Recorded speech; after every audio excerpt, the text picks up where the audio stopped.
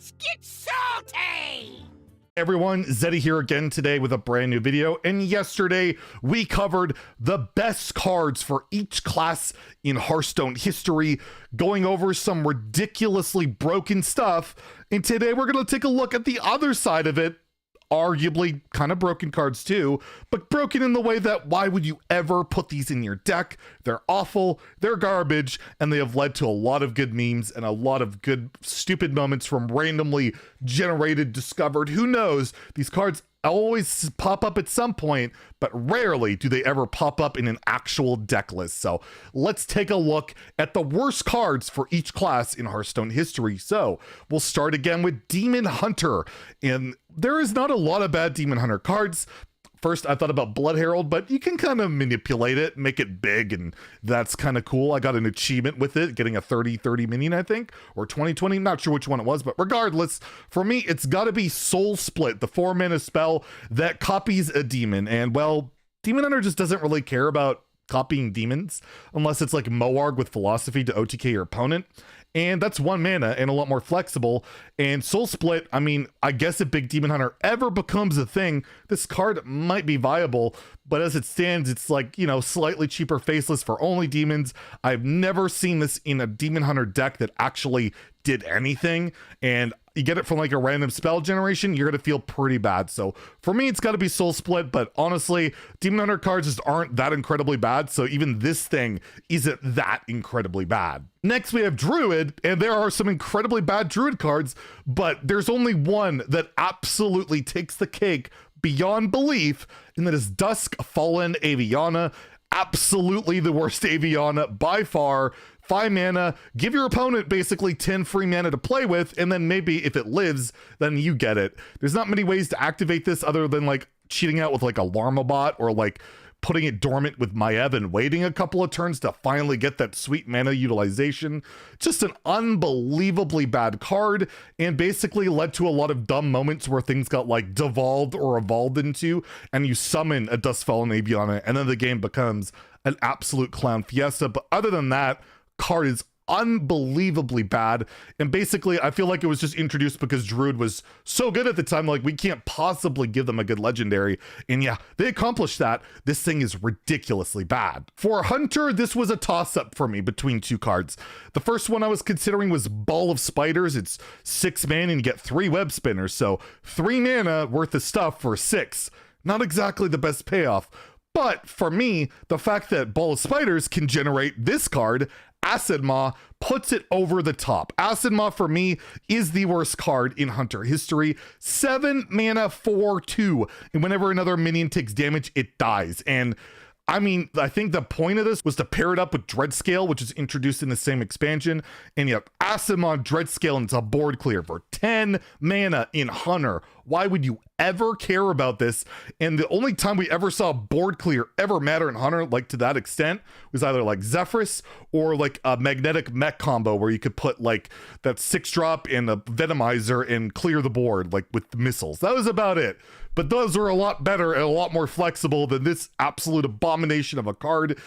Imagine playing a 7 mana 4/2 in Hunter. I'd rather play a 6 mana 3/3 that might be able to get me a good card rather than this piece of garbage that's just gonna do absolutely nothing for me when I'm trying to go face as a Hunter. Next, we have a spell for Mage. Yes, Mage actually has some pretty bad spells, but this one takes the cake. Glacial Mysteries, 8 mana. You cheat out a bunch of secrets from your deck, and that's it for 8 mana.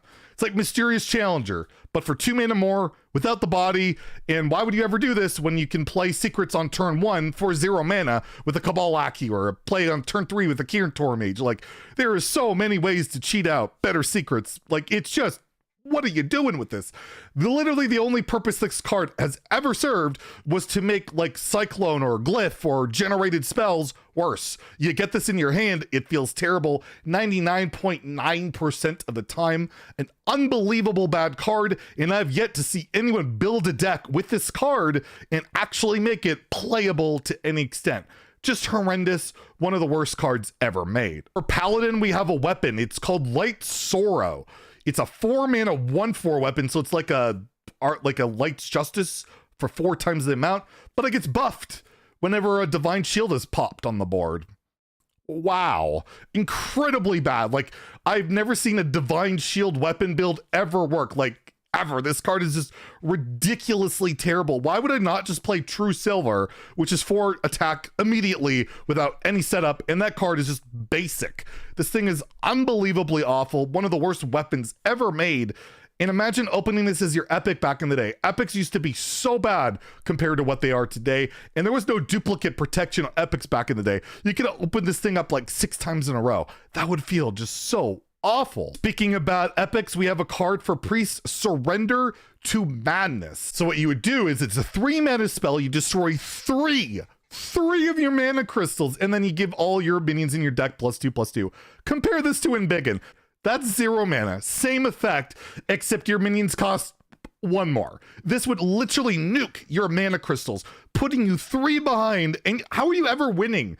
You get +2/+2, but you're down 3 mana. I've never ever seen this card see realistic play. The only time I remember was it seeing play was when you would go like Lyra and Radiant. You would just randomly generate this in your hand. And sometimes, well, you were just forced to play it to do stuff, and just unbelievably bad. There's no card in the game that's like I can think of that's ever been worth nuking your mana, particularly by 3.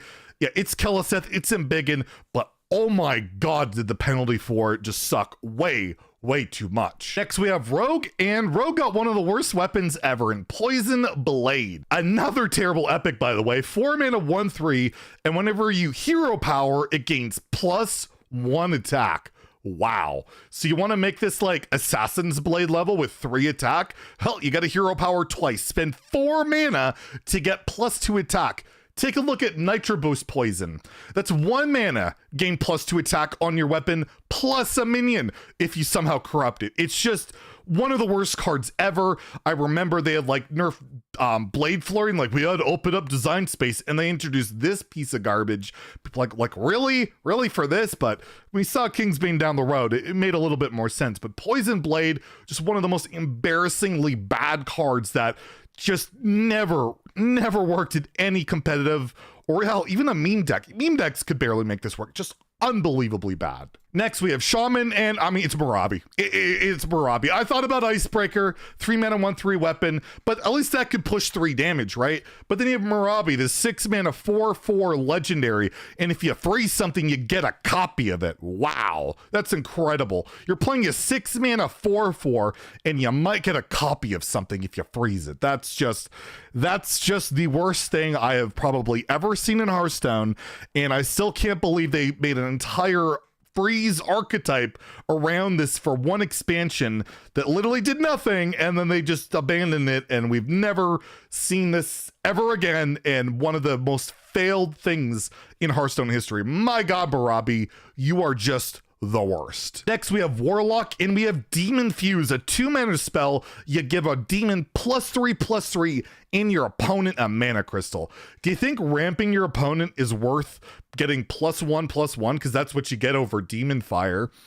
No, it's just awful, and Demon Fire sucks. And +3/+3, you had like Power Overwhelming back then. It's just such a bad card to ramp your opponent to give them that advantage just so you push a little bit more. It's just was a no-go from day one, has seen like no play. You feel awful whenever you see this card, just unbelievably bad. But yeah, I guess if you're both at 10 mana, it's a little bit better than Demon Fire. But my god, if you're playing this type of deck and you want to get to 10 mana to get that advantage, well then what are you doing? This card is just ridiculously awful. We have for Warrior, Ogre Warmaw, 3 mana 4/2 weapon.